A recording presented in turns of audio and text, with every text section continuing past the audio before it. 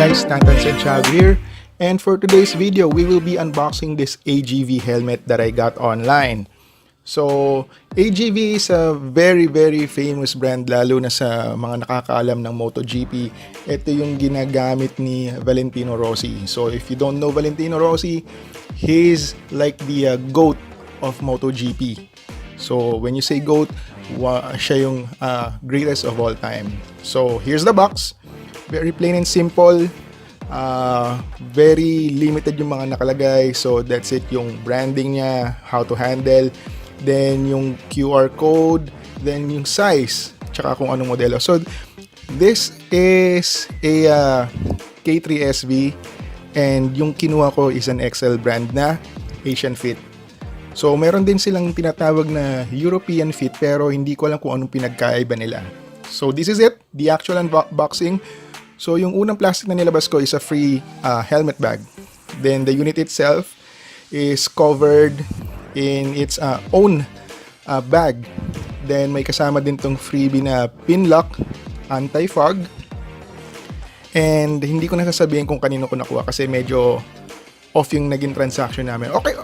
Okay naman siyang kausap, but then on the transaction itself, they said something to me na nagmukha akong tanga, although ginawa ko naman yung sinabi nila. Well, pabayaan na natin yun. So, here's the helmet.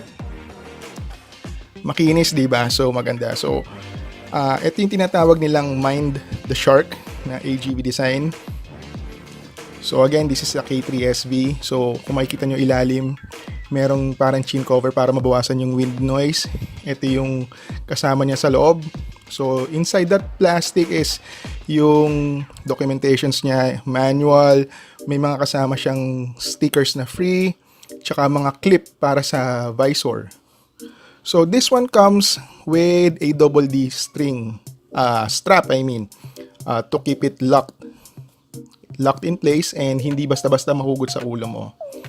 So, meron din siyang breath cover, meron siyang vent sa harap, and naka-dual visor din siya.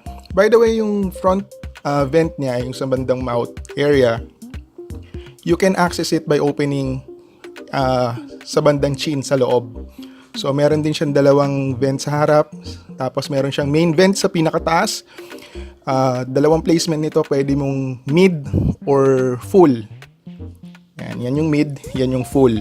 So, when I tried it, diretso talaga yung pasok ng hangin, and may sakto lang yung bigat niya kasi full face siya, pero hindi naman ganun kabigat. So, ito yung ilalim niya, yung lining niya. Nakapaikot talaga sa leg mo tsaka sa baba mo. So, very minimal, and this also allows prevention of wind noise. So, sa likod niya, ayan, pinagtataka ko ba't wala siyang dot sticker or dot logo. Pero as far as I know, since this is AGV, quality is very sure with this. So, let's remove the sticker from the visor para makita natin kung ano talaga yung itsura niya. So, kung mapapansin nyo yung visor niya parang may tuldok, dun nilalagay yung pin lock.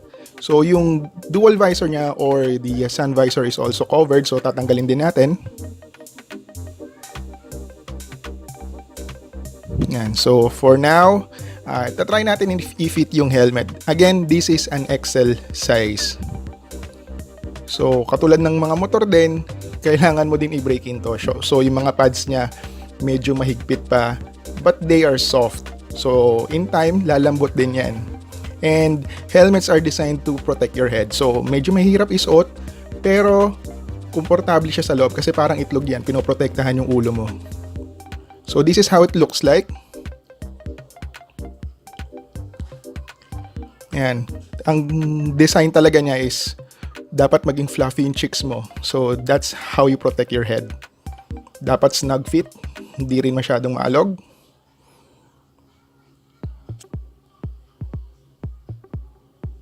So, yung mga hindi pa sanay sa mga double D strap na locking system ng helmet, makakasanayan nyo rin yan kapaka lang. And this is the view from the back. So, best is to wear a balaclava para hindi umitim yung batok. Okay. So, Thank you so much for watching. This is the unboxing video. I will be making a performance review probably next week. So it also comes with 2 AGV stickers for you to use. So thank you so much for watching and ride safe, guys. Bye.